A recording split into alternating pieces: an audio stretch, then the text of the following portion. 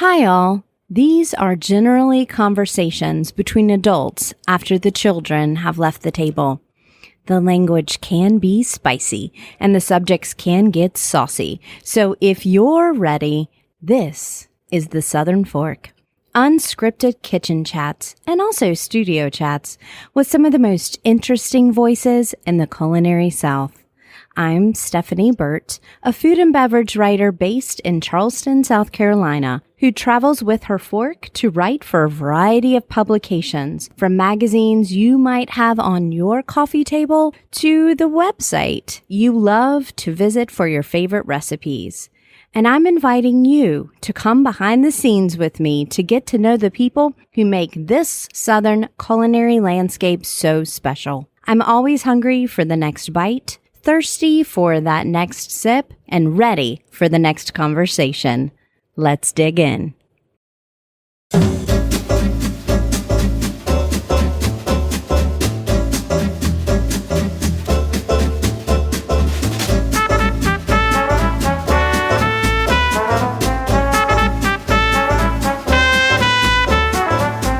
Southern Fork is honored to be presented again this year by Townsend Automotive in Tuscaloosa, Alabama. For more than 48 years, the Townsend family of dealerships has been a locally owned company built on service and connection with its customers. And their experienced team can walk you through the car buying process side by side, from test drive to service oil changes and beyond. Townsend goes through a rigorous vetting process to make sure that every pre-owned vehicle adheres to quality standards. And right now, there's plenty on the lot to choose from in various makes and models. Visit townsendhonda.com for current inventory, or if you're in West Alabama, stop in. Townsend Automotive salutes local entrepreneurs, from restaurateurs to podcasters, and they welcome you to be part of a community that does the same. There's no getting around it. Smoke is in Carey Bringle's veins. He grew up in Tennessee and developed a love of barbecue at a young age, and he still remembers family gatherings at iconic places like Bozo's Hot Pit Barbecue or Lewis's store. At 17, he lost a leg to cancer, but recovered from the disease. And after success for years on the competition barbecue circuit, celebrated that second chance at life by naming his first restaurant Peg Leg Porker when it opened in Nashville in 2013. His Peg Leg Porker sauces and rubs, a new line of professional-grade home smokers, another restaurant, and Peg Leg Porker Tennessee straight bourbon whiskeys have expanded the barbecue into a full-fledged brand. But Carey hasn't lost sight of building community over a great plate of barbecue cooked low and slow in the heart of Nashville, Tennessee. Welcome to the Southern Fork, Carey. Hey, how you doing today, Stephanie? I'm doing great. I'm sitting in my tiny apartment in Charleston, South Carolina. Where are you sitting right now? Well, I'm sitting in my conference room at Peg Leg Porker in our corporate offices, but I'll be headed to Charleston tomorrow. Well, there you go. I'm going to tell you right now, the term Peg Leg Porker and corporate offices, that wasn't always the case, right? Yeah, it has not always been the case, but we have grown over the past couple of years, and we're still not what you'd consider corporate. We're still 100% family owned and operated, no outside investors, no outside money, but we have grown. Well, and that's your entrepreneurial spirit, I know, is definitely part of that. You have a bourbon, that's right. And you've opened a new spot in Nashville. But before we get into kind of how it is now, I'd like to go back to the roots of barbecue, because you've been on the circuit with me for years. I've met you, I've seen you, and you grew up in West Tennessee, and you fell in love with barbecue early, right, as a kid? Well, I did. So I actually grew up in Nashville. I was born and raised here. My family's all from West Tennessee. Okay. So my mom and dad both grew up there, and I had grandparents there. And so I spent a whole lot of time in West Tennessee at a whole lot of the iconic barbecue places like Bozo's and Leonard's and the Rendezvous and the Public Eye. And so it was something that was always instilled in me from my parents and my grandparents. And I started cooking with my grandfather, Jack, in his backyard, and then also with my uncle, Bruce. And he competed in the very first Memphis in May. Wow. And, got me interested and taught me how to smoke a turkey. And I would smoke hamburgers and country style ribs with my grandfather, Jack. And then, it kind of snowballed from there. My grandmother, Eva Jean, would send me articles that she would cut out of the Memphis paper and send to me all while I was in high school and college of any barbecue event, anything that was happening, any new restaurant. And then my grandfather, your fire for sure. She really fed the fire. And my grandfather delivered a lot of the children of the barbecue families. And so it's just a long history. And that led to ultimately through a winding road where I am now. It's been a place that where many times I've come to Nashville, it's one of those places. I'm a food writer. Let's just be real. I don't like to stand in line. Okay. Yeah. I like to roll in and have my seat reserved. I'm one of those girls. But I've stood in that line at Peg Leg Porker and very happily so, and really, really enjoyed the food. But your new place is a different style, correct? Yeah, it is. We always said that Peg Leg Porker was going to be just real Tennessee barbecue, straight pork and chicken, no brisket, not trying to be everything to everybody. And that's the way that we've kept it. When I had folks say, hey, we want you to do more, or we'd like to do more, we'd like to try more things, then I finally decided that I would open up Bringle Smoking Oasis. And it really was not even that intentional. I had somebody show me a piece of land that he was interested in me putting something in. I wasn't interested in renting. He came back and said, you can buy a part of it. And then he said, you can buy the whole thing. And that's when it hooked me to open it. I liked the location, but it's Texas style barbecue. It's called Bringle Smoking Oasis. There's only about 48 seats inside, and then everything else is outside. It's got a big yard that's turfed. We've got a lot of TVs and some big screens, but we do brisket, beef ribs, a smoked pastrami. We do a smoked turkey, and then salt and pepper, sort of Texas style ribs. And so it's a departure from Peg Leg. We're able to have a little more creative freedom over there. And so far it's been a hit. People seem to really like it. Well, I know one of your big fans is Chris Chamberlain, a former guest on the show and one of my good friends and colleagues. He writes a lot for the Nashville scene. He's championed your work for years, right? He was one of the first people bellying up to the bar, right? At the He really was. Yeah, Chris and I have been friends for a long time, and Chris is a great writer, has always been fair to the restaurants and promoting local people in Nashville. And we love the work that he does. And so, yes, he's been at both locations, and happy to say that he likes them both. Yeah, he's the one that said, you've got to go to Peg Leg. And I said, I don't want to stand in line. So I wanted to kind of dive in a minute about that idea of offering different styles of barbecue, because you and I are both in the community, and there's really two sides to it. There are people that really talk about the one true barbecue, right? And then there are those of us that like the smoked meats barbecue. We like it to be done well and done from people who have heart and that kind of thing. But how did you come to it? What is your idea about cooking different styles? Talk about diversification of barbecue styles within your own company. Yeah, absolutely. I don't believe that there is one true cue. That is a misnomer. And I think that it's kind of an arrogant attitude. There are so many different types of barbecue, and there's so many definitions of the word barbecue. And like Mike Mills, the legend, used to say from 17th Street, if you didn't invent fire, you don't own barbecue. And so, People have been doing it a lot of different ways for a very long time. And innovation comes out of that. Peg leg porker is a very traditional West Tennessee, Memphis barbecue restaurant. We do dry ribs. We don't offer wet ribs. And that was invented by the Vergas family of the Rendezvous. We do pulled pork the way that we were grown up doing it. And so for me, it's what's most familiar to me. And so that's my favorite thing to do. I didn't even see a brisket till I was probably 21. And, now brisket is huge, and Texas barbecue has made this huge renaissance. And there's a lot of people doing some great things.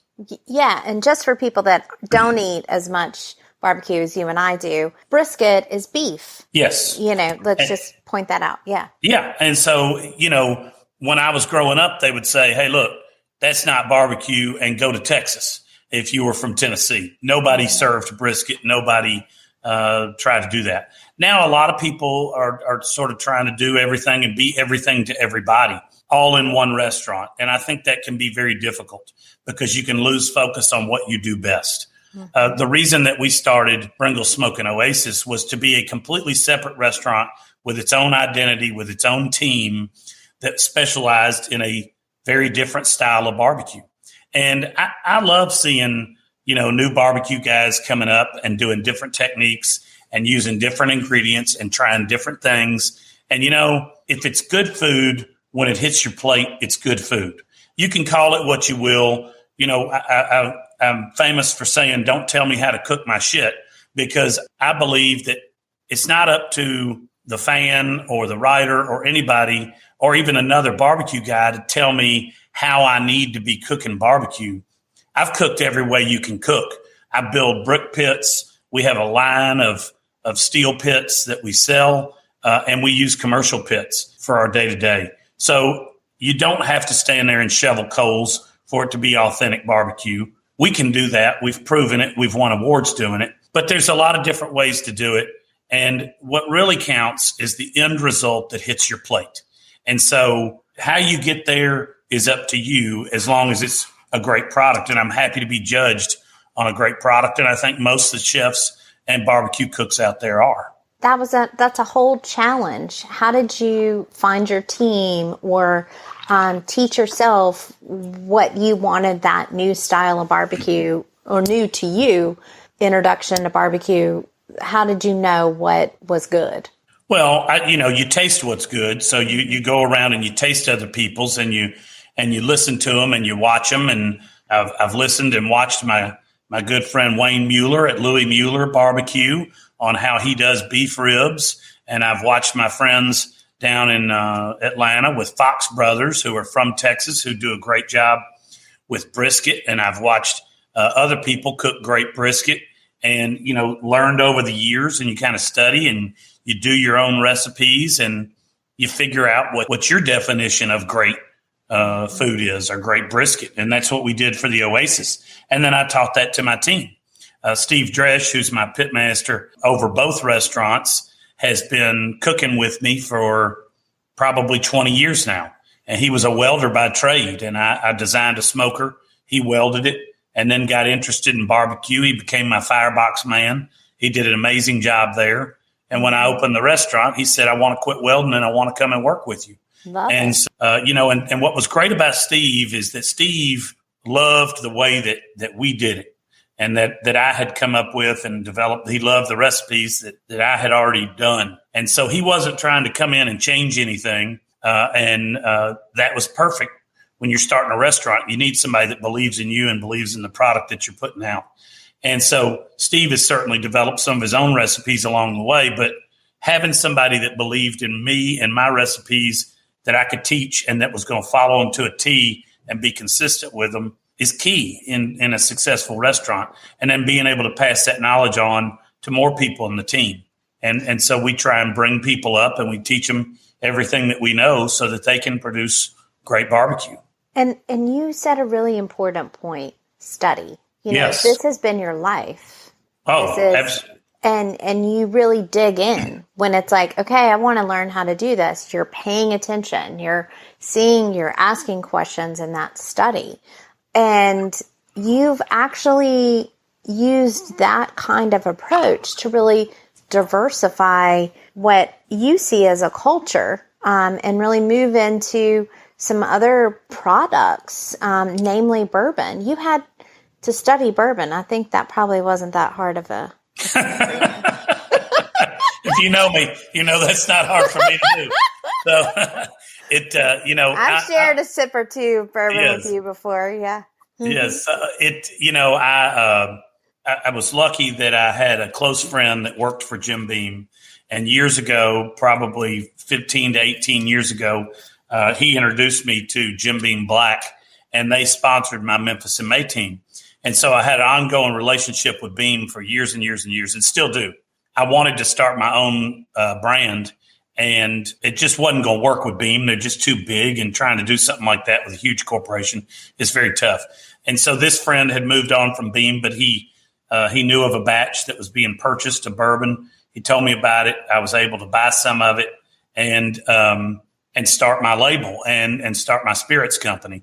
And then from there, the bourbon evolved. I started filtering it through hickory charcoal to give it my signature flavor and taste. And so, although I'm a non-distilling producer, I bought bourbon that was distilled and aged in Tennessee, and then took it and developed a brand new technique of filtering it after it's debarreled through hickory charcoal, which gives it its unique signature flavor and taste. And it's been a hit. We're now in 10 states and in the UK. And we started. Not in my cabinet yet. Why don't I have a bottle? We're in South Carolina, so right.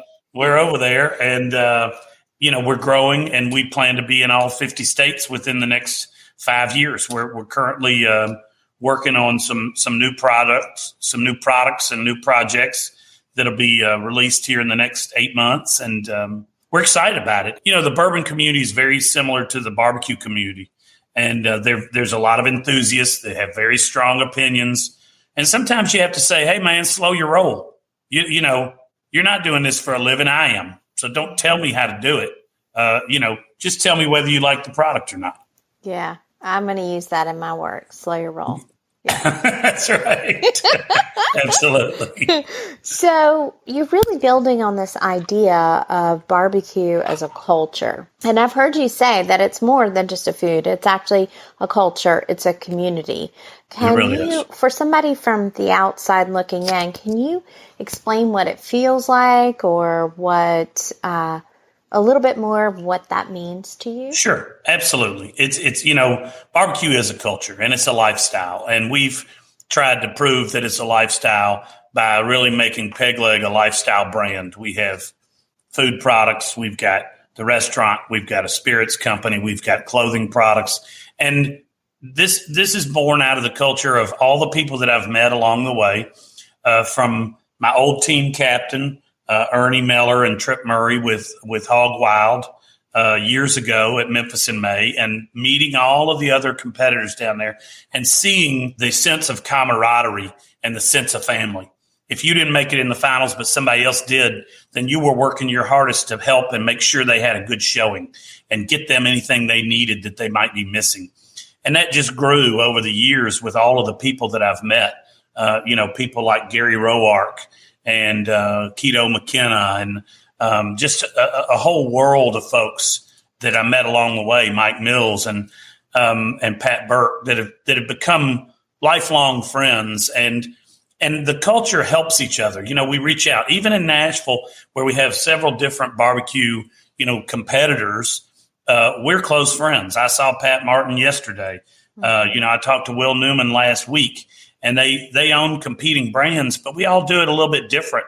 We all have our own style, and we all want everybody to succeed. There's room for everybody at this table. One of the things that I like to say, and that we've put on our cups before, is it's not a requirement for you to hate somebody else's barbecue in order to love mine.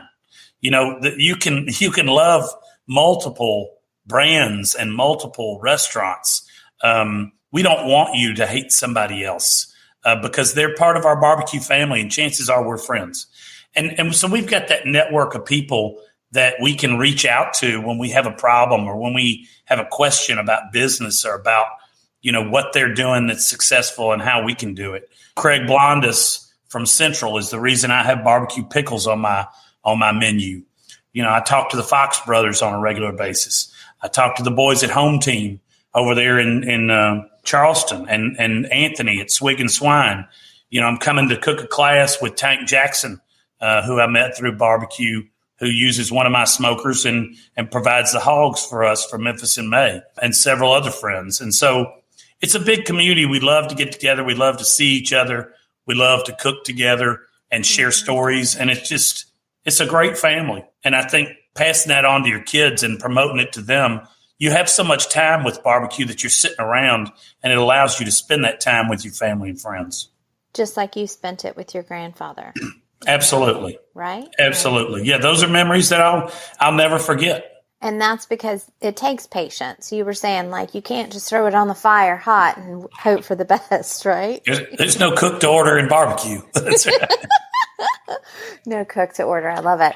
You keep diversifying, but we've watched, especially you in Nashville and me in Charleston, we've seen a lot of change and shift in our cities in the past decade. And how do you balance that idea of family, slow, community, individual work? I mean, because pits have to be cleaned and, it's down and dirty with this really fast-paced change that we're seeing in both of our communities. It's tough, so you have to be a vocal advocate for yourself and for your brand and for your team. And we've tried to do that over the years, and certainly through the pandemic. I'm a very outspoken guy, as you know, and very opinionated, and I typically let that show because I'm passionate about this, and I'm passionate about taking care of my people. We've got a great team, and we couldn't do it without them, and we like to take care of them. We had a company party this last Sunday night where we invite everybody, and we want them to have fun and take a break from the hard work that they're doing every day. Cities change, and cities that don't change or grow die. And we'd rather be on the better end of that story than on the losing end. And, my property taxes have gone from $9,900 when I bought this building to $79,000 this last year. Oh my gosh. Over an 800% increase. And that's part of the growing pains. Luckily, I'm able to absorb that because we're busy. But the smaller mom and pop family owned places are not. And so we're out there trying to advocate for them. Not only do we want lower taxes, we want those restaurants and businesses to be around.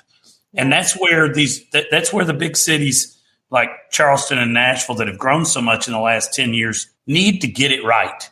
They can't push out the local family, small business owners that really made the cities so attractive to come to in the first place. Yes. When you give huge incentives to big corporations, it's great when you're creating jobs. But remember that the biggest job creators are small to medium businesses around this country, and we can't leave them behind. And but the small business people also have to get savvy and represent themselves and be vocal themselves in order to counter that. And I see it in Charleston and I see it in Nashville. And when you lose those places, it's little by little. It's little by little. It's the fabric of the city, and it's kind of fraying. But you don't. It's not one thing that changes everything. It's the collective loss over time. Yeah, I mean we've lost some great restaurants here in Nashville. I know y'all lost Hominy Grill. I mean, just places like that are the lifeblood. And it's happening it hurts. in many communities across the country, but definitely throughout the South, because the South is really, at least in my perspective, traveling around it, I'm sure you feel the same way too. There's a great influx of cash in these communities right now. The amount of cash it's amazing. Coming in from New York, from California, it's mind-boggling the amount of cash that's coming in, and that and unfortunately, that sometimes puts small businesses in the crosshairs. Either they don't own their building, or the city has made it so hard for them to operate that even if they do own their building, they're almost forced to sell because they're just fighting an uphill battle, paying for all the development around them. Yeah, that's really true. But we're coming into spring. You're going to be on the road, I think. Somebody told me for the next 2 weeks, I think. I'm on the road next weekend, and then I don't know when I travel again. I'll have to look at my calendar. What the calendar's for, right? That's right. But I want to know, with so much that you've been working on and opening this new place, what is making you hungry now? What's kind of next? There's always something percolating in the back of your mind. I thought about it this morning. I really love great fried chicken. When we talked about studying, over the course of the pandemic, I really didn't know how to make good chicken. I was obsessed with doing a wet battered fried chicken. Mm-hmm. I had my friend T come up from Mississippi and teach me how to make basic fried chicken. But I spent the whole time during the pandemic trying to perfect a wet battered fried chicken recipe. And I think I got it right. And fried chicken right now is on my mind. It makes me hungry. That sounds really good. I'll be a guinea pig anytime. There you go. What is one aspect of this job that really meshes like a puzzle piece with a natural part of your personality? The social aspect, definitely. I'm a people person. I love being around people. I love entertaining people. And when I can feed somebody and make them happy and sit down and have a drink with them and make them happy, then it really makes me happy and it warms my heart. It's really what drives me with this business. So there's a bunch out there, and we've just touched on this with, property taxes and really runaway development in a lot of ways. But is there something, just a quick fire thing that's keeping you up at night beyond that? The divisiveness in this country and the cancel culture keeps me up at night. There's a lot of things that you can't control, but this cancel culture is so out of control and it's so spiteful and mean that it really worries me, because I've written opinion pieces that I've gotten doxxed on, I've gotten attacked online about, that were really nonpartisan and kind of issues like these taxes. But boy, I tell you what, when they come out with knives and they're just dead set to try and destroy you. But you can't back down. Well, beyond that, since you fed me, oh my gosh, in many a yard over the years, I've eaten your food and stood in line in Nashville more than once for it. I reserved something for Southern Fork guests, and it is my magic picnic basket. So I'd like to repay the favor for you, at least virtually, and feed you. I can go back in time to conscript anybody to make anything that you would like, just one more bite of. I can cook a little bit, not wet battered fried chicken. I can make a roasted chicken and a pound cake pretty good. My roasted chicken is my perfection. Like, it's the thing I do over and over. And I can definitely source from your friends and family. So I'd love to bring you some of your favorite things, just some stuff that really just brings you joy. It doesn't have to go together. What can I put in the basket for you? I loved my grandfather's smoked hamburger was probably my favorite, one of my favorite meals growing up. I'm trying to think what else. My grandmother's rolls were dynamite. Like Parker House roll type? Now, she made it was a folded over roll. Mm-hmm. That she was just dynamite at. What else in the basket? I'm trying to think what else I loved. I love Rendezvous's barbecue sauce. I think it's great. It's one of the best out there. It's good even if you dip a roll in it. That's right. It is. Yeah, honey butter. Just dip it in that sauce. My favorite breakfast meal is probably chipped beef on toast. Oh, God. Me too. I love chipped beef on toast. Yeah, I love that as a kid. Gosh, I don't, probably some bourbon. Yeah, some bourbon. I always love bourbon. So, well, if people want to learn more about Peg Leg Porker and his growing numbers of businesses, maybe click online to see a t-shirt or a cap. The trucker caps are really cute, by the way. Thank you. you can go to thesouthernfork.com. I'm going to have links there as well as images so you can see the face behind the voice. You can also hear the voice on his very own podcast. And what's that called, Carey? It's live from BS Corner, and it's on Apple, iTunes, or Spotify, or on our website. So he's held it pretty close to the vest today out of respect for me, I believe. But that does not, I mean, stuff flies over there. In that studio, but yes, it's a little more bawdy. But if you like what you hear, there are more than 255 episodes in my archives of the Southern Fork, and it's so fun to get to know the community of culinary professionals all throughout the South. And I've been eating and enjoying Carey's barbecue for years, and just today, got the chance to finally work this out and have a conversation. So I really appreciate you taking the time to sit with me and fiddle with headphones for like 10 minutes just to make it sound good. So I appreciate it. Well, Stephanie, thank you so much for having me. It's always a pleasure to be around you. And I look forward to seeing you this weekend. Yeah, I'll see you this weekend. Hopefully, bourbon in hand. That's right. Hello and welcome to Talking with My Mouth Full. You know that each season I do celebrate barbecue because barbecue is very celebrated in the South. But I wanted to shed a little bit more light today on the charity aspect of barbecue events and, you know, that kind of idea of community that Carey mentioned in the podcast in this episode. I have gotten to know so many pitmasters through the years through charity events. And not only are there barbecue competition circuits, but there are many events where barbecue folks will get together under shade trees, maybe on St. Simon's Island in Georgia for Firebox, or in New Orleans for Hogs for the Cause. And they will raise thousands of dollars annually for giving back to their communities, whether it's children with pediatric cancer or food and beverage people that need a little leg up during a crisis. There are also other organizations.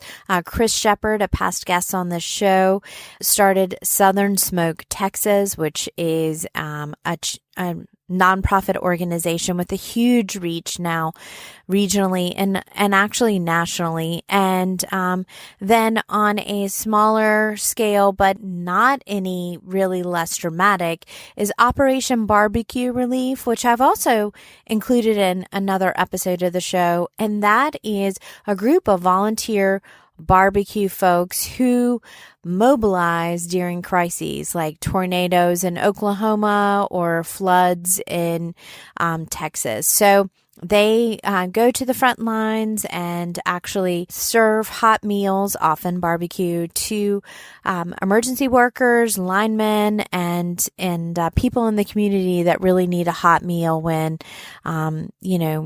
there's been a crisis in the area. So barbecue culture isn't just hanging around a pit, telling stories, drinking bourbon, and smoking meat, although that is definitely a part of it. But it is also that idea of using their work for good and continuing to strengthen community. So I love having a chance to go to these events. It's a great way to visit, just like you're standing beside a pit. You're not a pitmaster, but it's a great way to visit and chat, and get to know the pitmasters, and also to actually see, the process of barbecue in action and the different styles of barbecue. I mean, I've had Amy Mills of 17th Street Barbecue on before. Her ribs are iconic. To put those against, another set of ribs. It's not a competition. It's just being able to see the differences in technique and taste the different flavors, understanding the uniqueness of the rubs. It really gives you an appreciation for the idea of nuance when everybody kind of begins with similar elements of fire, smoke, and spice. Thanks so much for listening today, and I look forward to chatting with you next week from my tiny walk-in closet full of clothes. But until then, have a great week and eat something good.